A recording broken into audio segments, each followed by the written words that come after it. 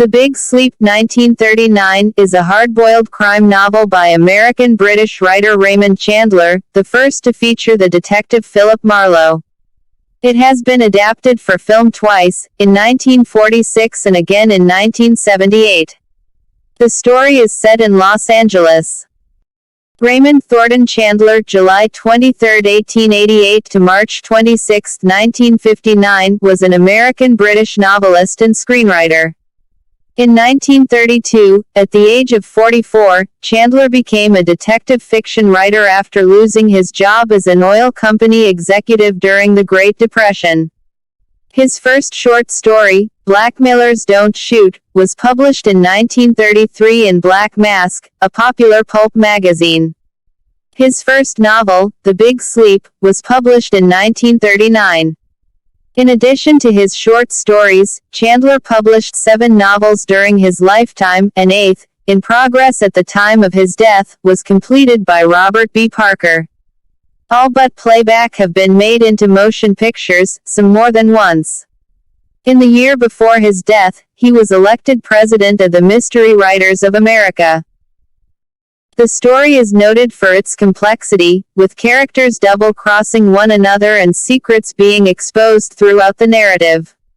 The title is a euphemism for death. The final pages of the book refer to a rumination about sleeping the big sleep.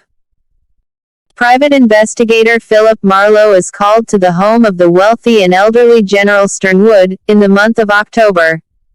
He wants Marlowe to deal with an attempt by a bookseller named Arthur Geiger to blackmail his wild young daughter, Carmen. She had previously been blackmailed by a man named Joe Brody. Sternwood mentions that his other, older daughter Vivian is in a loveless marriage with a man named Rusty Regan, who has disappeared. On Marlowe's way out, Vivian wonders if he was hired to find Regan, but Marlowe will not say. Marlowe investigates Geiger's bookstore and meets Agnes, the clerk. He determines that the store is a pornography lending library. He follows Geiger home, stakes out his house, and sees Carmen enter. Later, he hears a scream, followed by gunshots and 2 cars speeding away. He rushes in to find Geiger dead and Carmen drugged and naked, in front of an empty camera. He takes her home, but when he returns, Geiger's body is gone.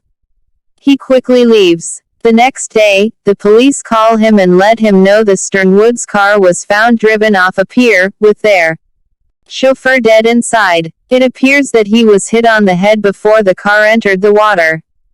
The police also ask if Marlowe is looking for Regan. Marlowe stakes out the bookstore and sees its inventory being moved to Brody's home. Vivian comes to his office and says Carmen is being blackmailed with the nude photos from the previous night. She also mentions gambling at the casino of Eddie Mars and volunteers that Eddie's wife, Mona, ran off with Rusty. Marlowe revisits Geiger's house and finds Carmen trying to get in. They look for the photos, but she plays dumb about the night before. Eddie suddenly enters. He says he is Geiger's landlord and is looking for him. Eddie demands to know why.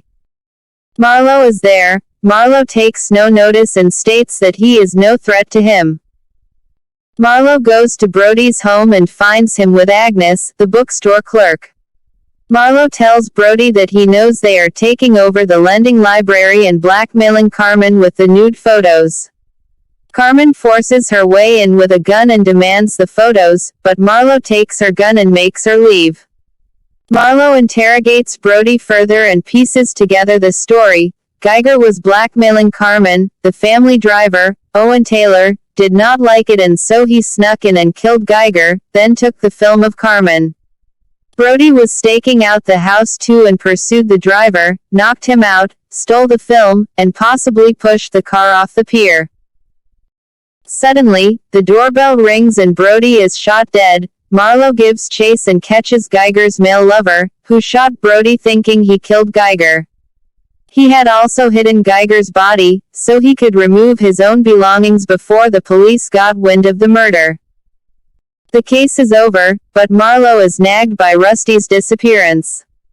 The police accept that he simply ran off with Mona, since she is also missing, and since Eddie would not risk committing a murder in which he would be the obvious suspect. Mars calls Marlo to his casino and seems to be nonchalant about everything. Vivian is also there, and Marlo senses something between her and Mars. He drives her home and she tries to seduce him, but he rejects her advances. When he gets home, he finds Carmen has snuck into his bed, and he rejects her, too. Ahmed Harry Jones, who is Agnes's new partner, approaches Marlo and offers to tell him the location of Mona.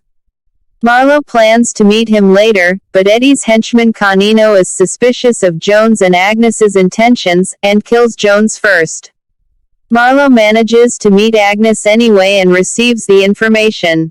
He goes to the location in Rialito, a repair shop with a home at the back, but Canino, with the help of Art Huck, the garage man, jumps him and knocks him out. When Marlo awakens, he is tied up, and Mona is there with him. She says she has not seen Rusty in months, she only hid out to help Eddie and insists he did not kill Rusty. She frees Marlo, and he shoots and kills Canino. The next day, Marlo visits General Sternwood, who remains curious about Rusty's whereabouts and offers Marlo an additional $1,000 fee if he is able to locate him.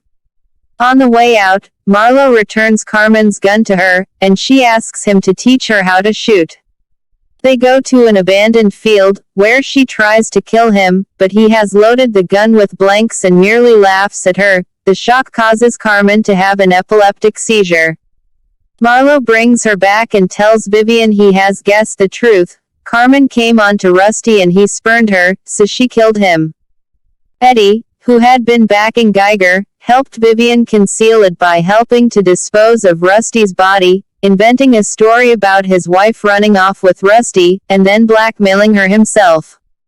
Vivian says she did it to keep it all from her father, so he would not despise his own daughters, and promises to have Carmen institutionalized. With the case now over, Marlo goes to a local bar and orders several double scotches. While drinking, he begins to think about Mona, Silverwig, Mars, but never sees her again.